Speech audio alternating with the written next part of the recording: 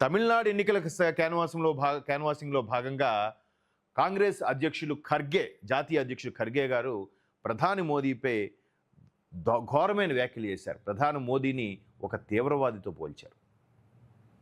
అసలు తీవ్రవాదానికి మద్దతు ఇస్తున్నది ఎవరు? ఇరాన్ లాంటి వాడి అటాక్స్ చేస్తే అయ్యో భారత్ ఏం మాట్లాడట్లేదని స్పందిస్తున్నది ఎవరు? ఆ పక్కన బంగ్లాదేశ్లో హిందువులు ఓచుకోతకు వస్తే మాత్రం ఎవ్వడూ మాట్లాడు. భారత్ స్పందించాలి కదా, పక్కనే ఉంది అని అనరు. ఎందుకనరు?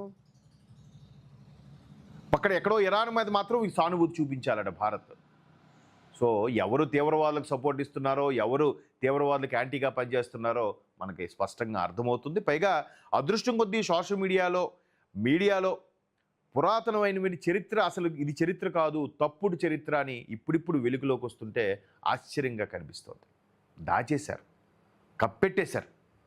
అసలు చరిత్రని తీస్తే ఎవడు మహానుభావుడు, ఎవడు మహాత్ముడు, ఎవడు గొప్పవాడో ఇప్పుడిప్పుడు ప్రజలకి తెలుస్తోంది. ఇకపోతే ఖర్గేకు ఈసీ నోటీసు.